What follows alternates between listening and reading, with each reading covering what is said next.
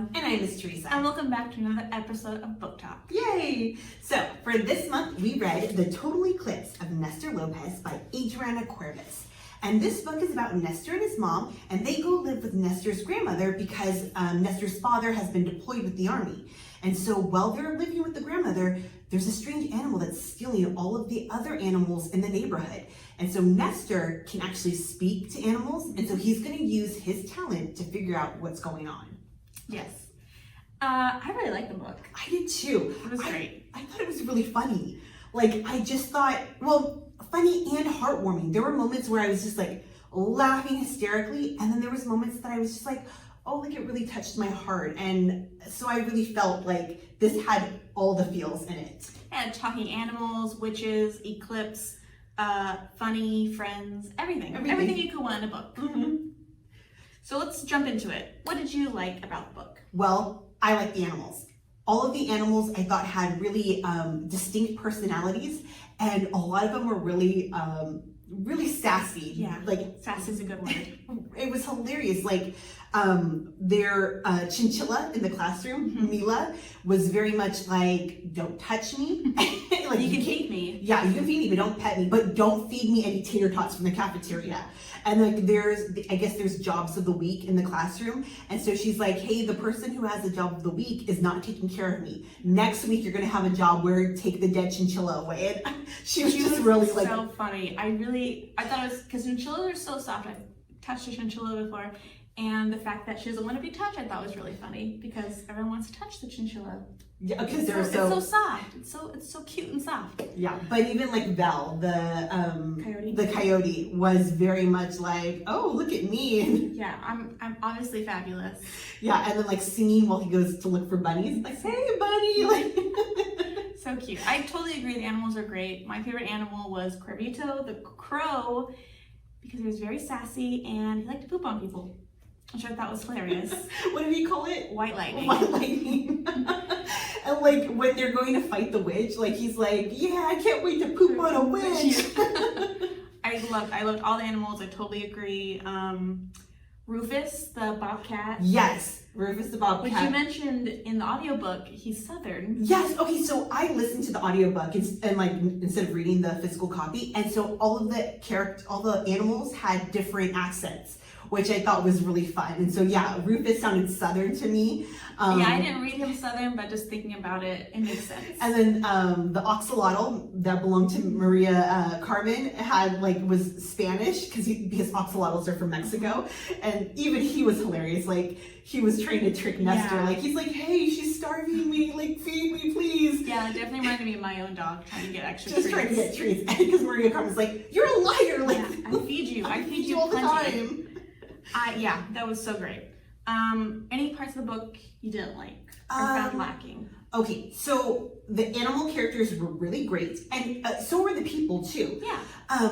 Except I think the adults. Like we've had some really good adults in books like The Line of Mars or The Changeling with the mom. I didn't think that the adults in this book weren't like horrible, like in Charlie Hernandez. But they weren't great either. You had the teacher, Miss Humala, who kind of really just left everyone to deal with the mess. Like, we find out the witch is her mom. Yeah, and that she's been basically running away from her every time she shows up and causes mischief. Mm-hmm. And she doesn't help Nestor and Talib and Carmen Maria at all. Yeah. She just runs away. Yeah, she doesn't do anything when the witch has Brandon. Yeah. I think the witch hurt Brandon. Like, he has marks on him and stole Brandon's father. Like, he's been without anyone to take care of him for 4 days. Like, is he eating? Where's he sleeping? Like, that's got to be really scary for anybody, especially a junior high kid. But the teacher doesn't do anything. We know that she's also being hurt by the witch too. But like, you've got to find that courage. Like, these 4 kids, they find the courage. They're standing up because it's what's happening to the animals is wrong. But the teacher just is like, don't do anything. Just let her do it, and then it'll all be over. And it's not going to be like that. Yeah.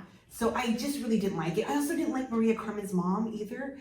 She definitely held a grudge against Nestor. Yeah. Because she assumed his abuela was behind all the missing animals. Yeah, and I just think it's like, you don't take it out on other people. Like, if you have an issue, like, you know, go talk to her. Especially not, he's 10 or 11. No, I think he's a little bit older. He's... Well, still, you don't take it out on a kid. Yeah, but you know, but he's definitely a kid. Yeah.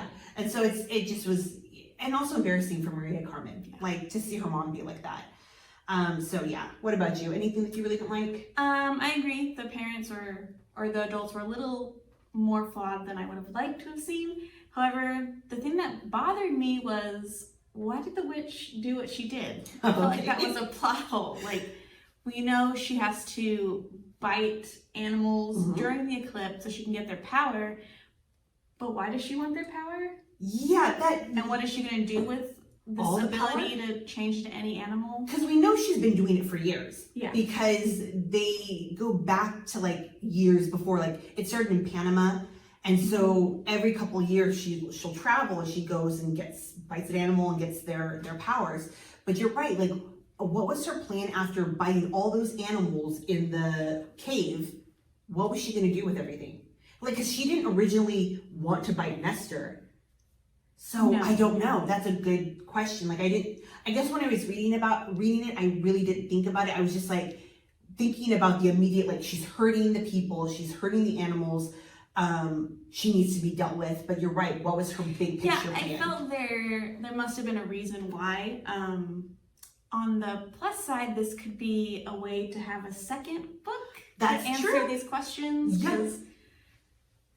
Miss Humala, she disappeared, but she is her daughter, and it kind of mentioned that maybe the witch might not have been human. Yeah, there was originally or something. They hinted at that, like she may have not started out like that. So I feel like so then what witch did she bite to be the witch? Yeah, it was a plot hole that I want answered, and I hope Miss Cuevas is watching this and she writes a book for us. Yes, because I also want to know a little bit more about. Okay, so it was great how it ended. I really did like that Nestor kind of found a home when he really didn't have one. You know, he's been ticking off days in his sketchbook about when he'll have to leave, but he opened up himself to having new friends and having a new home. So that was really wonderful to see. But at the end, you still see that his dad's still gone. He's still with the army. And so I really would have liked to see, maybe in another book, a continuation of like, hey, you know, we've got more things to fight. I still talk to animals. Now I know my grandmother talks to animals too. Yeah, and throw dad in the mix. In the mix too, to see, you know, because, you know, it's just nice because he's still missing. There's definitely another story there. It'll be an adjustment for them to have dad back too. Yes. Just ideas we're coming up with on the just fly. Because we really like the book, we'd love to see it continue. So, would you read another book? Oh, of course. Absolutely. Yes. Obviously. Yeah. We loved it. It was good. The characters were hilarious. Thumbs up. Yeah. Okay, so now we're going to do some recommendations for you. If you liked the comedic aspect of the book, our first recommendation is The Incredibly Dead Pets of Rex Dexter by Aaron Reynolds, who is a very popular picture book writer. But it's about Rex Dexter, who has always wanted a dog, just is dying for a dog, and he gets a chicken for his birthday from his parents, and that chicken unfortunately dies like pretty quickly after he receives him in a terrible accident. But then it turns out that Rex has been cursed to see all these dead wild animals, and they're haunting him because they want him to figure out what happened to them. So he has to solve their mysterious deadly departures from the Middling Falls Zoo before it happens again. But how can he? Oh my god. So if you like, it looks really funny. The chicken looks hilarious. It reminds me of Corvito. Yeah. So if you want to continue reading something similar, this is the book for you. Okay, and then we have Wish by Barbara O'Connor. And if you like the aspect of Nestor Lopez going to a new place and trying to make friends and deal with new family members, then this is going to be the book that you want to read. And a cuddly creature. Oh yeah. So we have Charlie Reese has been making the same secret wish every day since 4th grade. But when she is sent to live with family she barely knows, it seems unlikely that her wish will ever come true. That is until she meets Wishbone, a skinny stray dog who captures her heart, and Howard, a neighbor boy who proves surprising in a lot of ways. Suddenly, Charlie is in serious danger of discovering that what she thought she wanted may not be all that she needs. Sounds very heartwarming, and there's a dog in it, so I'm ready to read it. And of course, we're going to show you the book for next month, which is Scritch Scratch by Lindsay Curry. And this is a pretty spooky one, so prepare yourselves. This is about Claire, who has absolutely no interest in the paranormal. She's very scientific-minded, but her dad loves ghosts and stuff. So they go on a ghost-themed Chicago bus tour, and she thinks she's made it through when she sees a boy with a sad face and dark eyes at the back of the bus. She kind of, shrugs it off, but then the scratching starts, and voices whisper to her in the dark. And the number 396 appears everywhere she turns, and the boy with the dark eyes starts following her. Oh my goodness. Oh, I can't wait to read it. Yeah. So that is our pick for next month. We hope to see you. We'll talk to you next time, guys. Bye.